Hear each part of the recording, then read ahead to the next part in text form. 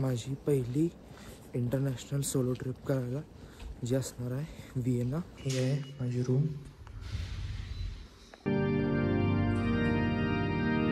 Good morning and welcome back to another episode of my life.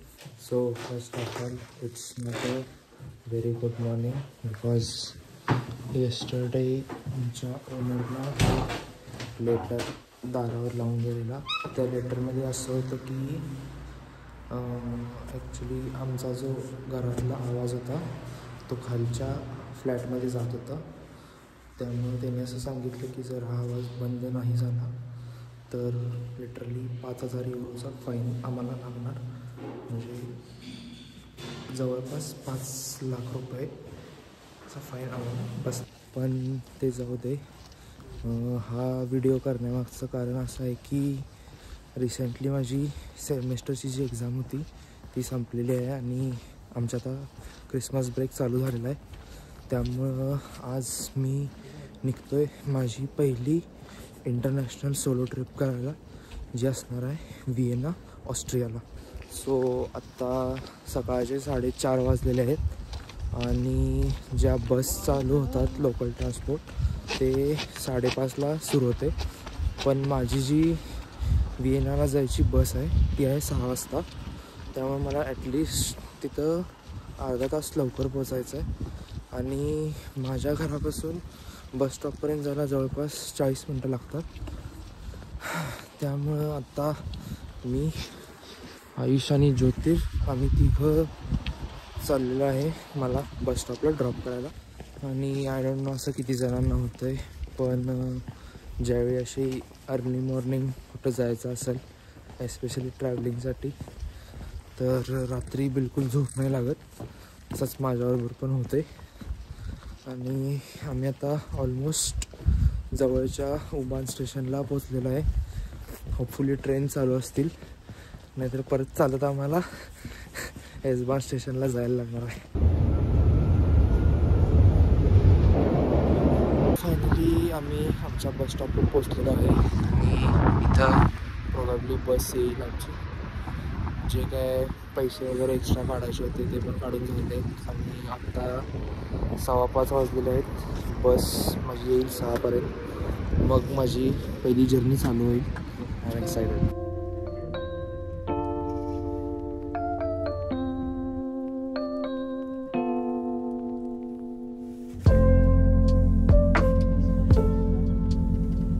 दुपारचे almost 12 वाजलेले आहेत आणि मी आता प्राग सिटीमध्ये आहे.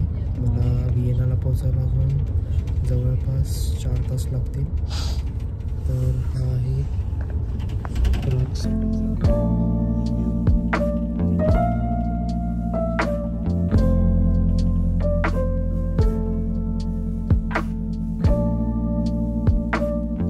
आता इथं संध्याकाळचे 5 वाजलेले आहेत आणि विंटरमुळं भरपूर अंधार पडलेला आहे. मी ऑलमोस्ट अर्धा तास झाला या हॉस्टेलला पोचलेला आहे. सगळं बॅग वगैरे ठेवली, फ्रेश झालं आहे आणि आता माझ्या डोक्यात जे लोकेशन्स आहेत तिकडं मी जाणार आहे. ते जे लोकेशन्स आहेत ते मी इकडं येण्याच्या आधीच शॉर्टलिस्ट करून ठेवलेले. मला जो प्लॅटफॉर्म पाहिजे होता तो फायनली मला मिळालेला आहे. लिटरली मी 15 मिनिट इकडं तिकडं फिरत होतो तरी पण मला मिळत नव्हता.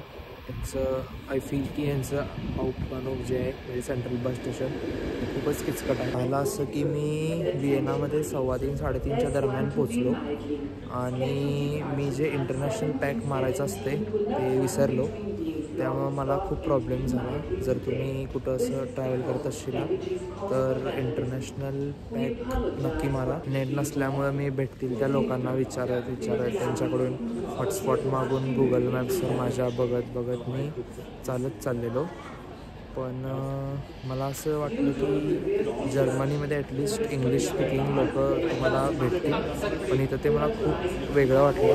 इथं कोणीच इंग्लिश बोलत नव्हतं. पण शेवटी एक मला कपल भेटलं ज्यांनी मला खूप हेल्प केली आणि मग मी माझ्या डेस्टिनेशनला पोचलो.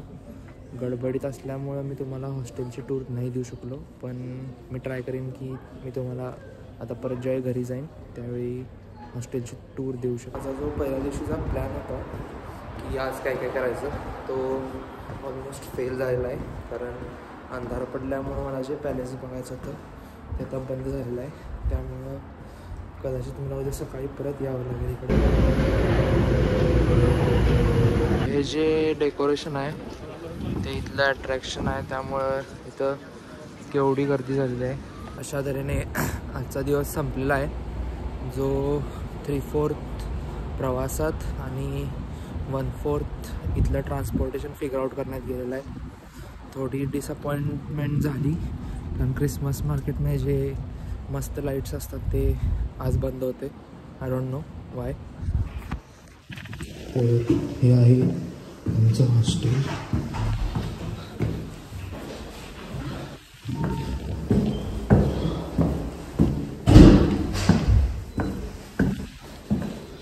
वॉशरूम, हे आहे माझी रूम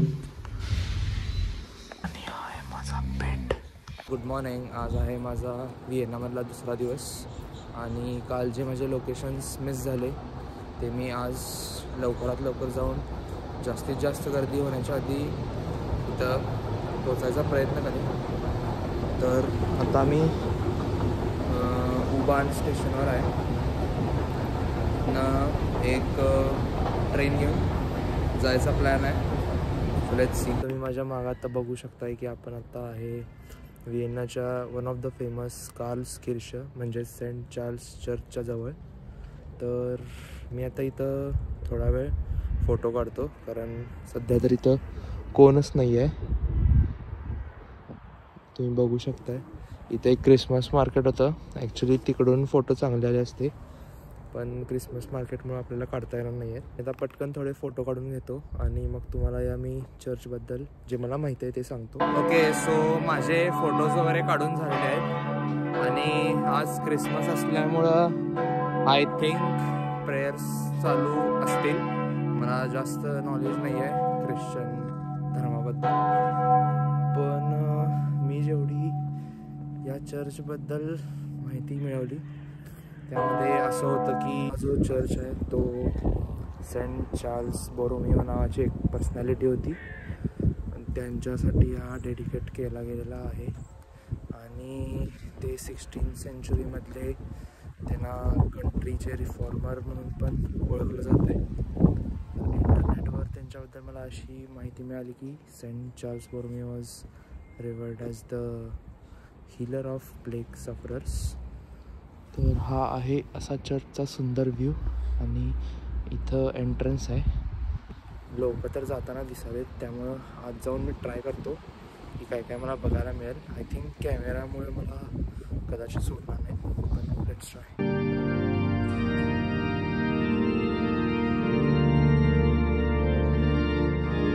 सो आय थिंक आज क्रिसमस असल्यामुळं लकीली मला विदाऊट तिकीट आज जायला मिळालं. आज प्रेयर चालू होती जी तुम्ही आता व्हिडिओमध्ये बघितलं असशील. तर मी कधी लाईफमध्ये फर्स्ट टाईमच अटेंड केलो. चांगलं होतं, चांगला एक्सपिरियन्स होता. नाव we will head to our next location. मी मॅप्समध्ये चेक करून घेतो काय ओपन असेल आणि कुठं जाता येईल आपल्याला. And guys, this is Schonbrunn palace. ही एक युनेस्कोची वर्ल्ड हेरिटेज साईट आहे आणि शॉनब्रुनचा अर्थ असा आहे की ब्युटिफुल स्प्रिंग. तर हे इथले जे रूलर्स होते त्यांचं समरमधलं रेसिडन्स होतं. तर असे खूप सुंदर सुंदर पॅलेस आहेत, पण तुम्हाला जर नुसतंच पॅलेस बघायला आवडत असतील तर तुम्ही कधीही येऊ शकता. पण जर माझ्यासारखे फोटोग्राफीवर जास्त फोकस करणारे असशील तर क्रिसमस टाईममध्ये अवॉइड करा, कारण इथं बऱ्याच जी फेमस प्लेसेस आहेत तिथं क्रिसमस मार्केट्स असतात. जर रात्री आला तर चांगलं पण दिसेल, पण सकाळी एकदम असं तुम्हाला फोटोज नाही काढता येणार. हे खूपच सुंदर असं पॅलेस आहे आणि आता आपल्याला जायचं आहे तिथं वर. ग्लोरिएट शॉनब्रुन आहे ते. तिथं गेल्यावर ते काय आहे ते मी तुम्हाला सांगतो, पण आता इथं अजून मी थोडा वेळ फोटोग्राफी करतो. मस्त असा खालून वॉक करत येऊन आपण आता पोचलेलो आहे इकडे, जे आहे ग्लोरियट शॉनब्रुन जागा आहे. ती 1775मध्ये बनवलेली होती आणि ही एम्पररचा डायनिंग हॉल म्हणून सुद्धा याचा यूज केला जायचा. या ठिकाणाहून मस्त असा सिटी व्ह्यू पण दिसतोय. खूपच सुंदर जागा आहे ही. आणि या जागेवरून मला लक्षात आलं की जेव्हा मी माझी पहिली लेन्स घेणार होतो त्यावेळी असे सगळ्या यूट्यूबर्सचे यूट्यूब रिव्ह्यूज चेक करत होतो जी मला लेन्स पाहिजे होती. त्यावेळी मला आठवते की एका क्रिएटरचा या जागेवरूनच व्हिडिओ होता.